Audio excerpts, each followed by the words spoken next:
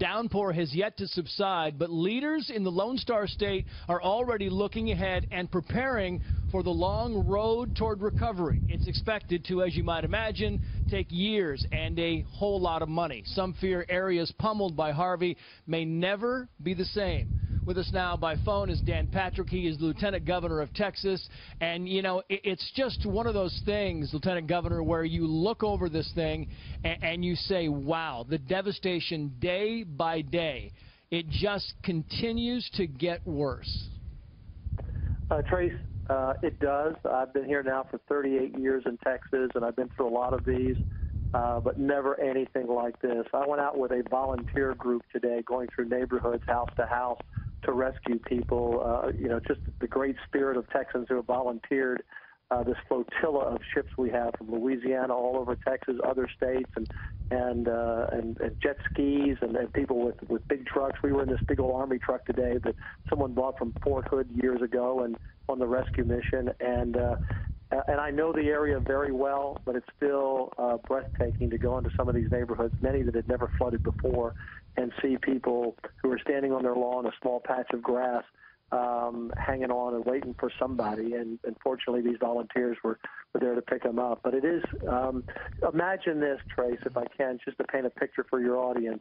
The storm hit Rockport, the hurricane, and now we have this terrible flooding in Houston. That would be like a hurricane hitting New York City and Boston being flooded. It's about the same distance, nearly 200 miles. The breadth of the storm and everyone in between, most people underwater or water around them, making it impassable to get out, go to work, to do anything. Yeah, and you know, it's funny because we were talking about this dispute today between the governor, Greg Abbott, and the mayor of Houston about, well, one was saying evacuate low-lying areas and the other was saying not. But, you know, the truth of the whole matter is, Lieutenant Governor, nobody had any idea what this storm would do. Nobody knew. And so there was not a right, there wasn't a wrong decision. You have to kind of make a game day choice sometimes, and it was just a matter of, you know, it was just a matter of happenstance the way this thing turned out. Well, you know, we had a forecast that we believe would dump, you know, somewhere between 15 and 25 inches, maybe 30 inches on Houston, depending on where the storm would come in and how long it would linger. And there were some people who looked at it, and we were concerned about 40 inches. I know I shared it with my family and my friends and constituents that I talked to, that, you know, if you can move, you know, it's not a bad idea. And that's what the governor was saying. But in terms of the politics of it, as the governor said today, that, you know, that decision was made. It's now time to move on. And, you know, Trace, the one thing as terrible as this is, and it's terrible, a lady that we picked up today, I actually wanted to do a little interview with her, and she just broke down in tears. She just could not handle it. And so I didn't interview her. And she, you know, they've lost everything they have. And a lot of people aren't insured because a lot of these people didn't have flood insurance that aren't in floodplain areas. And but with all of this tragedy, everywhere I go, everybody I've seen on television be interviewed, and you all have done a lot of the interviewing, you've seen it, people have this incredible spirit. And today there are no Democrats and no Republicans in the flood zone. There are no moderates or liberals or conservatives, and there are no black and white and brown. Everybody is in, no pun intended, the same boat, and everybody is helping everybody. It doesn't matter. And you see this one Texas spirit that I always like to say when I give a speech, Trace, that no one moves to Texas. They arrive here, and Texas moves into them. There's something about Texas, and I'm just proud of all the volunteers, our first responders. We're all in. Governor Abbott's doing a fabulous job. The president has done a terrific job stepping up early on. We're getting everything we asked for. The governor, I talked to him again tonight, and he keeps giving the feds an A+ on what they're doing. And so we're going to get through it, Trace. But you're right. It's going to be a new normal. It's going to be years for some people. Right. But we'll make it. And I would ask people to go to redcross.org or Samaritan's Purse and give money. But I want to thank everybody for their prayers, and I want to thank all these other states, from California to New York to Louisiana to Mississippi to Missouri, who have sent help in, and we're very, very grateful. And I'm just, the spirit of the people of Texas is not broken. It's only stronger. No, and I think you're right, Lieutenant Governor, and I see the generosity of the people around the country, but what I worry about, the same thing I worried about back in the days of Hurricane Katrina, after a certain amount of time, the cameras go home and the nation's attention kind of turns elsewhere. But as you said, this is a years-long recovery project, and what's the goal? How do you keep these people motivated? How do you keep their spirit up when all of a sudden the country's attention is elsewhere?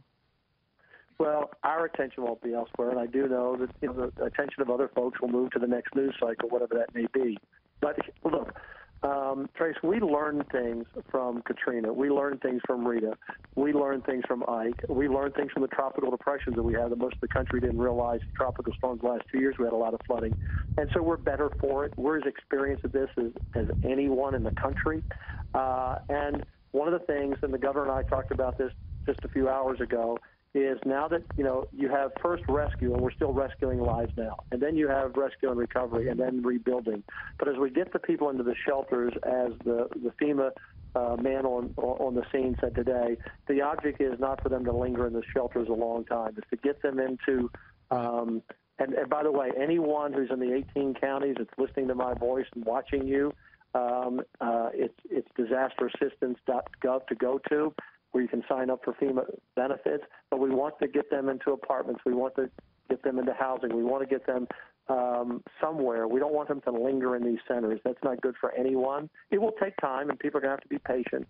But the federal government is really on top of this. I mean, they're really doing a fabulous job, and I think it's because the president is a business guy, and he's a CEO, and he says, hey, get this done. It's the way he thinks, and so we'll get there, but it's going to be a long haul, and we'll have to address that. Where do kids go to school if they've been displaced, for example?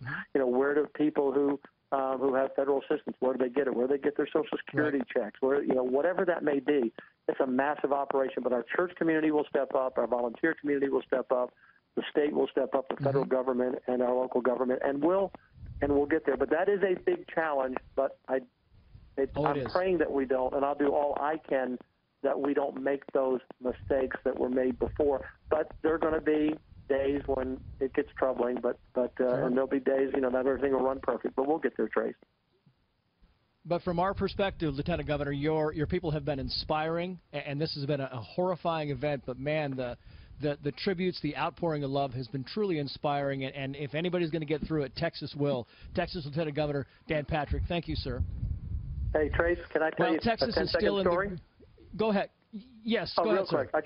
So I'm out there in the rain today with this volunteer crew in a neighborhood where there's only like 1 or 2 families left. They've lost. This neighborhood is flooded out. And we pull up in this big Army truck, and there's a lady and a man, probably in their 50s or 60s, standing on the lawn. And they don't want to go with us because they have 45 cats. They're a cat rescuer, and they don't want to leave their cats behind. But the lady comes walking up to the truck, and I didn't have any sign on the truck that I'm in the truck. I'm just helping with the volunteers. And she sees me, and she says, Lieutenant Governor, if I'd known you were coming, I'd have had dinner for you. And think about this. This is a lady who is she's the last. They're the last people in a neighborhood, the last ones at the ghost town, and she's there with her cats and says, Lieutenant Governor, I'd have made dinner for you if I'd known you were coming. What are you doing out here? And her spirit. And then she says, I have to do the backstroke to my house now. And she walks through the water, and she's doing the kind of like pretending to do a backstroke. And I'm thinking, lady, I love you. I mean, this